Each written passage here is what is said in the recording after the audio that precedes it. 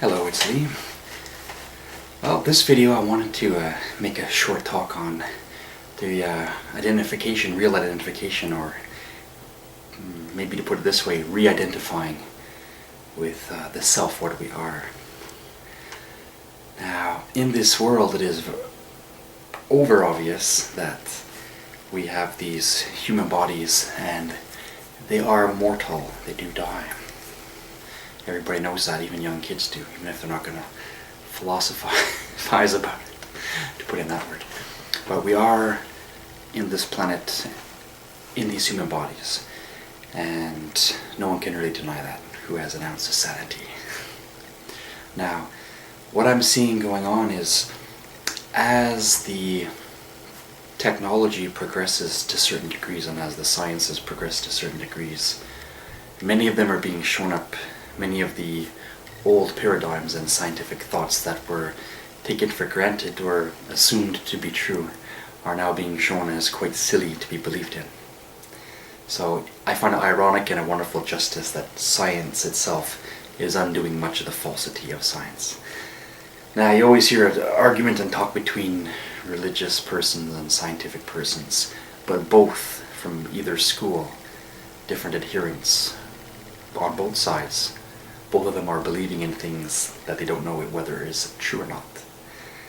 So it is very important to have an actual validity, of course, and it is important for us to come to grips with a real way of identification for what we are, what is the self. Now, one of the best ways by far is to unlearn the things that we take for granted and we think are true. We're born into this world where we are told many things, and they do give us stability, and we do need things to gravitate to and hone in on and focus towards. Obviously, a young child is not meant to have a lengthy discourse or anything like this, but after a certain time, the world tends to either keep people hooked into sort of a set series of paradigm, or else those who are in the fortune and misfortune of being able to have a chance to get some being suspended from it for a moment, or exit reality for a moment, take a look at things and say, well, that's only a part of reality.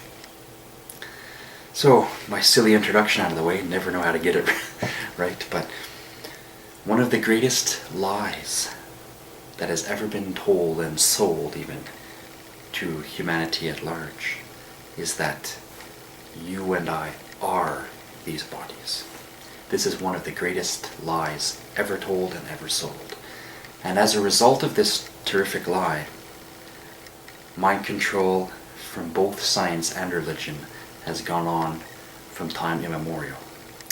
Even to the point where they seem to argue against each other, but all they're doing is just saying the same thing. And if you think about it and go into depth, maybe you'll see what I'm talking about when I say that. Now, as long as we are going to keep telling ourselves, right, that we are this, we're not going to start to see that maybe we're not just this.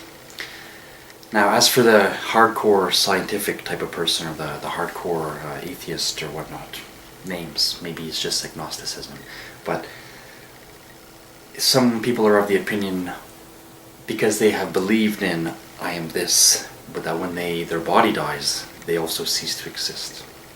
This is obviously ridiculous. Anyone at all should take a second, half an hour, to close your eyes and meditate and say, when this body dies, what happens? See if you can try to imagine the disappearance of consciousness. Other people, on the other hand, believe that they are their body because in the Judeo-Christian tradition, Islam and all this, it is said God created man as this body, and from dust you are, to dust you will return. It eventually came along with the idea that, okay, maybe that's not all there is to it. So, okay, you are a soul after all, and I'll resurrect your body after death. Well, the original Christian teachings actually had nothing to do with the resurrection of your one particular body. It has a lot more to do with that. It's a grand resurrection of a different sort. maybe besides the point, but maybe part of my talk, and maybe we'll get into that a bit more. Now, the main thing to look at is, as long as we keep telling ourselves, for all my blah blah blah and here and there everywhere with my thoughts, the main thing, the main focus for us maybe to look at is this. As long as we keep telling ourselves, I am just this, I am just this, and looking for another authority outside of self to justify or prove it, we are going to keep believing in this lie. If we say, oh, well, my religion said so, and God wouldn't lie to me, or science, these guys are smart, they are smarter than those silly bigots and religious dogmatic persons and mongers, whatever. They're smart, they have it. They've told me in long Latinized words and big textbooks, they've proven that I'm just a body and I die and cease to be. Well, as long as we are giving up our power and saying, well, this person said so, this person said so, we are still under mind control and we are under misidentification of the self. The beauty of Western thought was rationale, and the beauty of Eastern thought was actual inner introspection. Now in the West, and it was all for a great purpose, the world needed its varieties and spices and cultures, because when we blend them all together we get the bigger picture of things. As long as we keep saying, I am man, I am a woman, I am white, I am black, I am Chinese, and this is what we Chinese do, or I am this and this is what we blah blah blah do. All of this is misidentification, because it is a very temporary thing, but it's not even based itself on a common ground. When we go past and peel off the little artificial layers, we find that which links the humanity, which is by default soul-based, by natural access. But as long as we keep telling ourselves, I am this, we don't see it. Now here's the trickery of it all, because we're in a world where many of us, most of us I imagine, would say, well, I wouldn't dare lie to people and tell them such and such. Therefore, by default, the government would never lie to us, the churches would never lie to us. We're taking it for granted that, okay, they have it, and when it's convenient for me, mortal that I am, when I'm ready to look, they'll be there and I can go to them for some answers. A lot of people wait till their deathbed just before they start really looking for something. Well, I can tell you from my own little story that I had the opportunity, and I won't say the luxury because it was very difficult, I had the opportunity to take a lot of time off from the world, as it were, and I put myself into like a very poor monk, live in my own apartment monk, so to speak, and I just had time to suspend judgment and unlearn some things. And you don't have to do that to access that, but I'm saying that was my own story.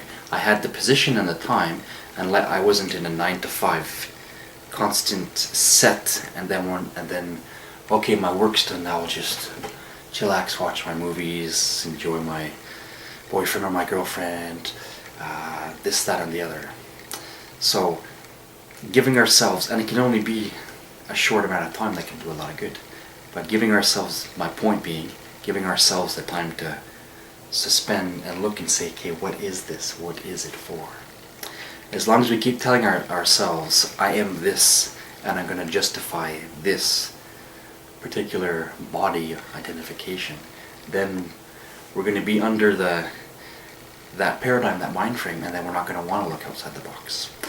The problem with the era right now, there's also a great beauty coming about, but a big problem of it is, even as the very good things and a lot of truth is surfacing, the lies are hanging on strong and stronger than ever to try and suppress things. And we're coming to as a human race, and we're not that we are the human race, but we are a soul type and generation of entity that is having this human experience. And by having this human experience over many lifetimes, now we're coming to see an identity crisis, and now people in many places are really wanting to know, what am I? So one of the biggest points that we do is say, okay, well, what do I have to unlearn to start to look at what I am? So as I was saying a short while ago, the Eastern school of thought, the mysticism. And it even was originally in the West, with the Druids and with northern tribes and different stuff in the times of the plains and the great wide open plains and tundras and the horses, the shamans, the mystics, anywhere in the world actually. People did introspective looking, and didn't say, I am this, limited to this. If we keep telling ourselves, I am physicality, limited to physicality, we don't see it. Even though we believe in things we don't see. We don't see oxygen to know it's there. Well, but I know I'm breathing. Yeah, but do you not also know that you're breathing? Because you are a being. Do you not know that you are a being? As I said in my other video, all of this whole thing, this whole universe is summed up in a very simple sentence. Being interacting with thing.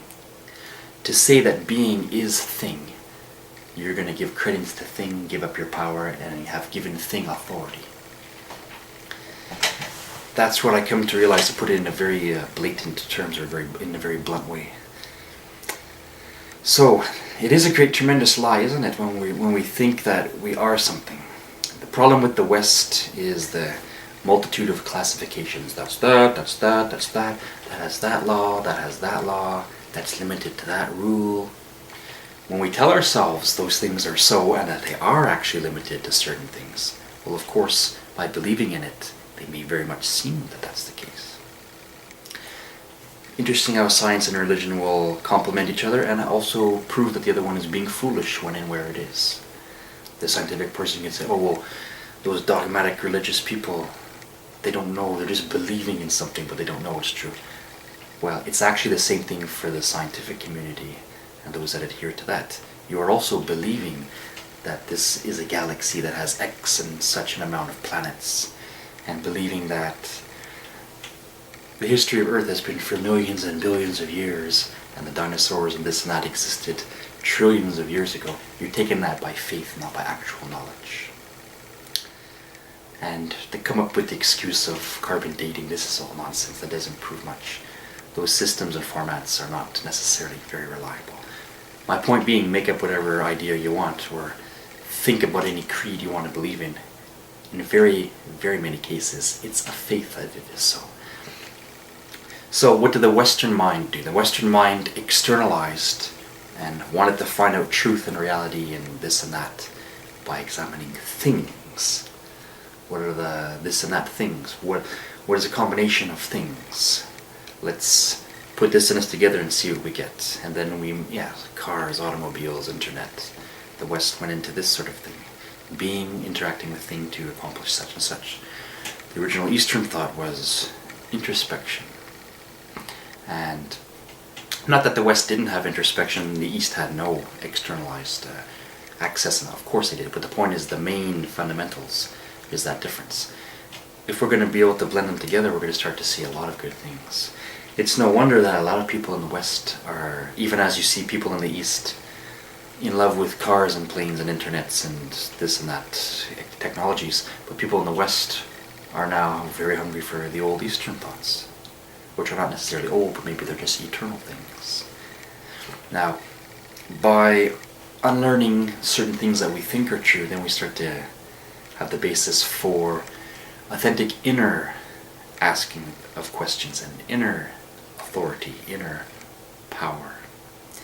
Whenever we said to ourselves, or still do, that somebody else is stronger or better or knows more or this and that, whenever we tell ourselves these things, is very much false, because it's not based on anything that is lasting. Most of our basis of truth and our beliefs and our thoughts are based themselves upon temporary things. And that should be an interesting thought we might want to ask ourselves. Am I basing my outlook and my paradigm, my truth, on temporary things? Because if it's temporary, then it means it's in flux and it's changing and ever-changing, or has a potential to change. So is it real? It's real for a little while. In order to have a real identification, we have to look in on the inside. As the Lord Buddha said, truthfully I tell you, the whole universe is also inside you. And that is extremely true. So if we can start to dismantle all these categories and all these conveniences that suit the purposes of other people who want to be elite, who want to have power, who want to enjoy their wealth temporarily. When we start unpeeling and seeing, well, who did that service and who did that service? When we take it all down and take the veils away and move away the fog and dig up the dirt, we start to see a lot of things. I'll recommend to anyone to take some time, if you're not someone that has been doing so. A lot of people watching these kind of vids are people that already do so, but I would recommend to anyone, and I'll continue doing it for myself, that inner introspection is extremely important. Mix that with the rationale, the empirical mind, we come to a very wonderful place. And then when you start to have the idea that, okay, maybe that's not true, and maybe that could be true, instead of saying that's definitely not, and that's definitely not. Until we are actually in a state of real contentment and really truly viewing everyone as equal, we are still under misidentification.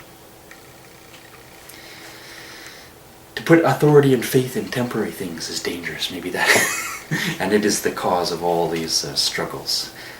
Maybe karma has pieces and parts to do with it, but the fact is, our misidentification of things has been very, very hard on us as a soul generation living in this human experience. So, exit reality, what you think is reality, and you just might find it. We can certainly hold on to things. You can't say that some temporary things are not true, because they are. You can say, this shirt is such and such a color, and for as long as it is in existence and manifested here, it will be. One day it'll be not, it'll cease to exist, even as this body will cease to exist, even as your body will cease to exist. The house around us, the neighborhood, the country, it will cease to exist.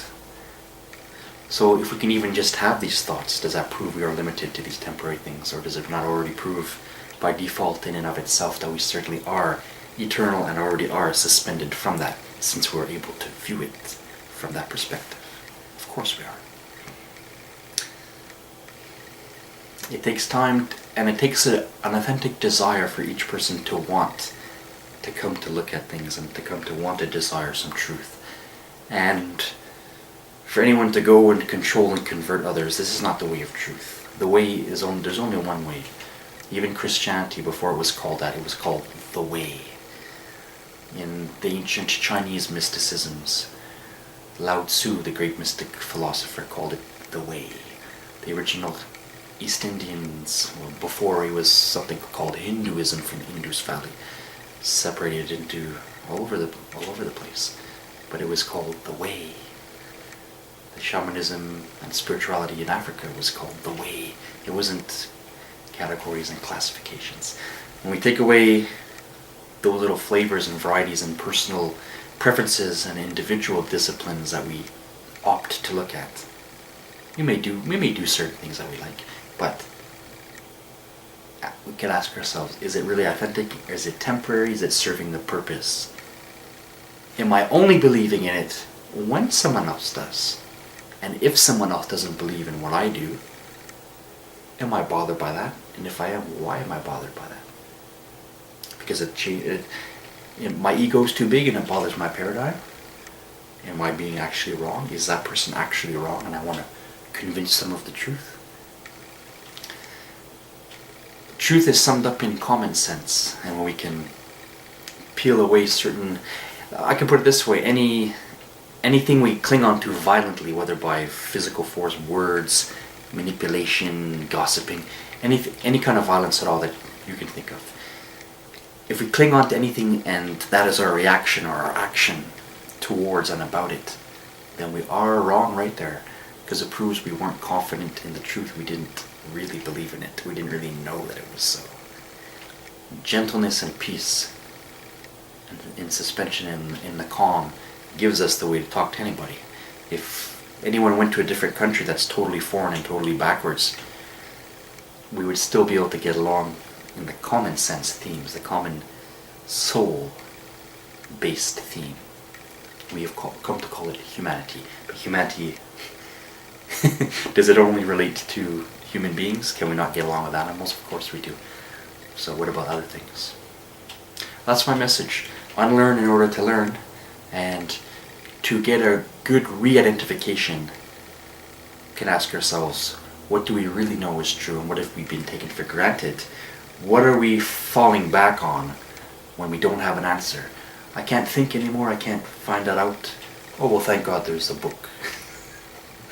Thank God there's this authority on TV. Maybe sometimes those, and in places and parts, those authorities are right.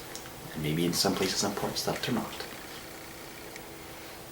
Inner introspection, very important for our grasping of things and our unlearning and our identification of what am I. I learned a long time ago that I am not this body. I am not a temporary passing thing. Currently I am animating this body, my soul is the life thereof. But I am not it. You are not that. To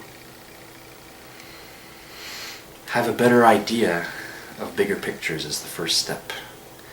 And while we're here, we can enjoy these things to certain degrees, but it's for our growth, consciousness expansion. The human vehicle, the body, is a great form for consciousness expansion. High-minded in some places, and we can be very animal in other places to keep us grounded, but it's for the purpose of getting above growth. Even as a child grows and learns, right, to an adult, it can be a big change. Well, our whole soul's journey is exactly like that. To use that old classic and obvious metaphor or analogy, whatever you like. Well, those are just my thoughts for that this morning. I wanted to pass it on. Peace and love, and endeavoring for higher truths and bigger communities. Wishing you well. Take care.